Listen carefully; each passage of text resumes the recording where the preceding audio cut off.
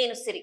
'Pushpa 2' mania అయితే ఇంకా కొనసాగుతూనే ఉంది. అంటే రిలీజ్‌కి ముందే ఇంత బీభత్సం సృష్టిస్తుందనే చెప్పుకోవాలి. ఏంటంటే బుక్ మై షో లాంటి ఏదైతే వెబ్‌సైట్స్ ఉంటాయో టికెట్స్ బుక్ చేసుకోవడానికి అందులో 'పుష్ప 2' బుకింగ్ మొదలైపోయింది. దాంతోనైతే ఆల్రెడీ 100,00,00,000 అయితే వచ్చేసినట్టయితే సమాచారం ఉంది. మరి ఇందులో ఎంతవరకు వాస్తవం? మరి నిజంగానే 100,00,00,000 వసూలు చేసిందా అనే అంశాన్ని మనకు వివరించడానికి మనతో పాటు ఉన్నారు ప్రముఖ సినీ క్రిటిక్, సీనియర్ జర్నలిస్ట్ జగదేవ్ గారు. నమస్కారం సార్. నమస్తే. సార్, ఇప్పుడు ఆల్రెడీ మనకి చూస్తుంటే ఇది ఈ సినిమా గురించి మాట్లాడుకుంటే 2,000,00,00,000 సినిమా అని చెప్పేసి మాట్లాడుతున్నారు. ఆల్రెడీ 1,000,00,000 వచ్చేసినాయి అని చెప్పేసి మాట్లాడుతున్నారు. అండ్ ఇప్పుడు చూస్తే ఇప్పుడు December 5th సినిమా రిలీజ్ అవుతుంది. దీనికోసం టికెట్స్ బుక్స్ చేసుకునే క్రమంలో కొన్ని యాప్స్ ఉంటాయి. మనం టికెట్ బుక్ చేసుకోవడానికి బుక్ మై షో అలాంటి దాంట్లో మనం బుక్ చేసుకున్నప్పుడు ఆల్రెడీ 100,00,00,000 వచ్చేసింది ఆ టికెట్స్ ద్వారా అని చెప్పేసి కొన్ని వార్తలు వస్తున్నాయి. ఇందులో ఇది వాస్తవమే అంటారా, లేకపోతే ఇది ఒక బజ్ ఇట్లా క్రియేట్ అయింది అంటారా?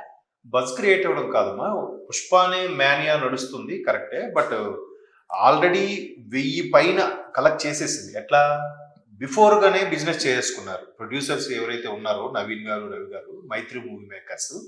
వాళ్ళు మన ఓటీటీ రైట్స్ అని, శాటిలైట్ రైట్స్ అని, మ్యూజిక్ రైట్స్ అని, ఓవర్సీస్ రైట్స్ అని, తెలుగు అంటే తెలంగాణ, నైజాము, నెల్లూరు, సీడెడ్, ఆంధ్ర, అలాగే తమిళనాడు, అంటే జనరల్గా 5-6 భాషలో కదా మ్యాక్సిమం, 5 లాంగ్వేజెస్ 6 లాంగ్వేజెస్. అంటే సౌత్ లో ఉన్న తెలుగు, తమిళ్, కన్నడ, మలయాళం, నెక్స్ట్ హిందీ.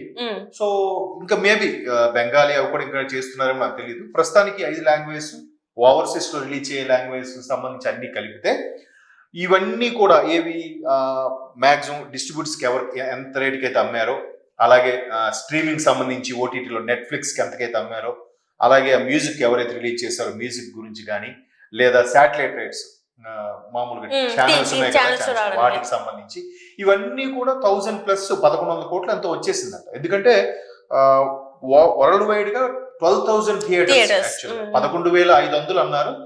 500 కూడా రీచ్ అయిపోయి మొత్తం 12,000 థియేటర్స్ అంటున్నారు. 12,000 థియేటర్స్, ఒక్కొక్క థియేటర్ కి 100 రూపీస్ వేసుకున్నా కూడా చాలా వాల్యుబుల్ కనిపిస్తుంది. సో ఇప్పుడు మీరు అన్నట్టు మరలా రేపు ఇంకొక 2 రోజులు 5వ తేదీన రిలీజ్ అవుతుంది. బట్ 4వ తేదీ నైట్ నుంచే దాని యొక్క ఫోబియా స్టార్ట్ అయిపోతుంది. అంటే నైట్ 9:30 షో ఒకటి ఉంది, మళ్ళీ 12:30 షో ఒకటి ఉంది, తర్వాత ఎర్లీ అవర్స్ 4:30 ఉంది, మళ్ళీ 6:30 షో ఉంది. ఇట్లా షో చేసుకుని వెళ్తే ఏదైతే ఆ సైట్ లో మీరు అన్నట్టు పెట్టారో అవి ఆల్రెడీ వచ్చేసాయంట. అవి 100 కోట్ల దాకా వచ్చేసాయి. ఏదైతే ప్రొడ్యూసర్స్ అమ్మయ్య మేము సేఫ్ జోన్ లో ఉన్నామని వాళ్ళు 3 years లో పెట్టింది సేల్ చేసేస్తే ఓకే చేసేసారు. బట్ డిస్ట్రిబ్యూటర్స్ ఎవరైతే ఉన్నారో వాళ్ళు నైజాము, ఆంధ్ర, సీడెడ్ అన్ని కలిపి సుమారుగా ఒక 200 కోట్లకి ఎంతకో కొనుక్కున్నారు. అంటే ఆంధ్ర ఒక 90 కోట్లు ఎంత ఉంది, సీడెడ్ ఒక 30 కోట్లు ఎంతో, నైజాం మళ్ళీ 70-80 కోట్లు ఎంతో, ఇవి అంతా కలిపి దగ్గర ఒక 200 crores. అలాగే తమిళ్, కన్నడ, మలయాళం, ఇవి కేరళలో మంచి చాలా ఇమేజ్. సో ఆయనకి ఆల్మోస్ట్ 2011 నుంచి మంచి ఆర్యా 2 నుంచి గ్రాఫ్ పెరిగింది అక్కడ. అసలు ఆ స్టార్స్ కి ధీటుగా, మలయాళం స్టార్స్ కి ధీటుగా కూడా ఈయనకి స్పెషల్ ఫ్యాన్స్ అక్కడ ఉన్నారని చెప్పారు. ఎందుకంటే మొన్న కట్అవుట్స్ కూడా మనం చూసుకున్నట్టయితే అక్కడ ఏదైతే జరిగిందో ఆయన కట్అవుట్ చాలా పెద్దగా అసలు ఊహించని రీతిలో ఉండడం కూడా. సో అలాగే ఈ సౌత్ వి అన్ని కలిపితే కూడా 200 crores అంటే బాలీవుడ్ మొత్తం ఏదైతే నార్త్ లో హిందీ మాట్లాడే స్టేట్స్ ఉన్నాయో ఒక 200 crores. ఇట్లా రఫ్ గా వేసుకున్న ప్రొడ్యూసర్స్ వచ్చేసాయి.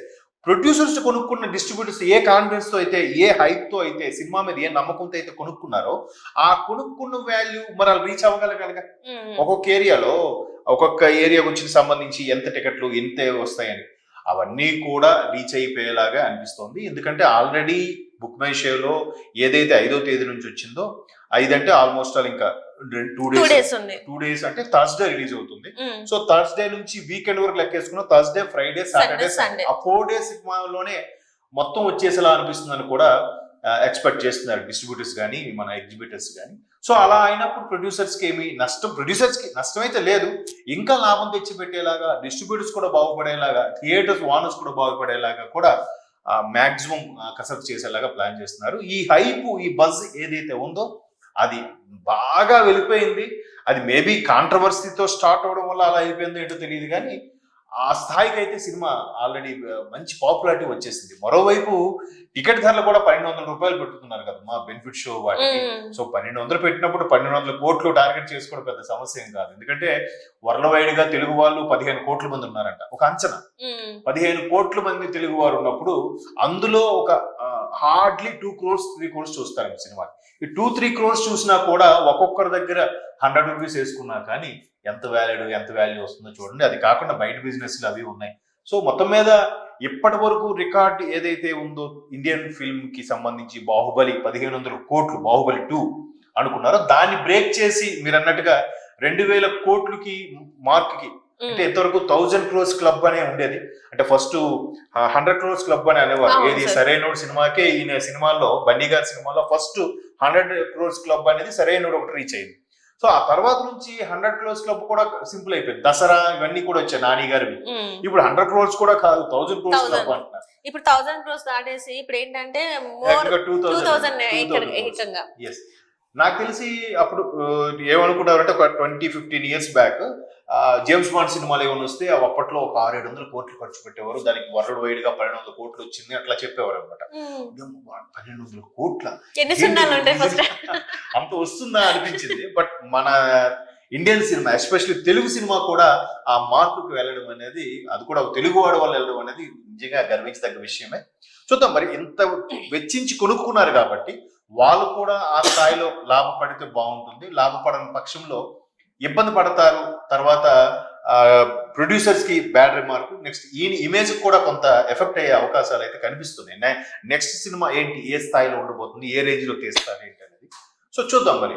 ప్రస్తుతానికైతే మీరు అన్నట్టు ప్రొడ్యూసర్స్ 1000 crores మార్క్ చేసింది. ఇప్పుడు డిస్ట్రిబ్యూటర్స్, ప్రొడ్యూసర్స్ మొత్తం థియేటర్ ఓనర్స్ మొత్తం ఓవరాల్ కలెక్షన్స్ కూడా 1500 crores అట్లీస్ట్ 1200 crores లాగా వచ్చేలాగా ఉంటే చాలా హ్యాపీగా బాగుంటుందని అనుకుంటున్నాను. అంటే ఇప్పటివరకు చూస్తుంటే ఇది ఓవర్సీస్ లో, అంటే అబ్రాడ్ లో కూడా చూసుకున్నట్టయితే కొంత హవా తగ్గినట్టు కొన్ని వార్తలు అయితే వస్తున్నాయి సార్. ఏంటంటే అక్కడ ఇప్పటి వరకు అయితే కల్కి ఇది ఫస్ట్ కలెక్షన్స్ ని బ్రేక్ చేయాలంటే 6 million అవ్వాలి అని చెప్పేసి ఒక వార్త అయితే హర్చల్ అవుతుంది. మరి నిజంగా ఎందుకు ఏమైనా తగ్గిందంటారా, జస్ట్ ఇది ఒక రూమర్ అంటారా? మరి అలా చెప్పలేము. ఇప్పుడు ఏ సినిమాకి ఏ హైప్ వస్తుందో తెలియదు. 6 millions అని అంటే ఆల్మోస్ట్ 60 lakhs అంతే కదా. మిలియన్ $60 lakhs సంబంధించి ఏదైతే టర్న్ ఓవర్ ఉందో ఆ $60 lakhs ఇంటూ మళ్ళీ 80 rupees వేసుకుని క్యాలిక్యులేట్ చేసుకోవాలి.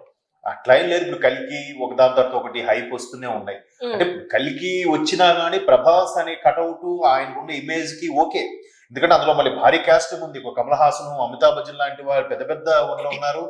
దట్టు బాహుబలి మన ప్రభాస్ కూడా ఆ ఇమేజ్ క్యాప్చర్ చేయగల సత్తా ఉన్నతనే. బట్ ఇక్కడ ఏంటంటే ఈ సినిమాలో ఈయనకన్నా పెద్ద స్టార్ ఎవరు లేరు నాకు తెలిసి. ఈయన తర్వాత మంచి పెద్ద స్టార్ ఎవరంటే మన ఫహద్ ఫాసిల్, ఆయన విలన్ గా మన పోలీసు.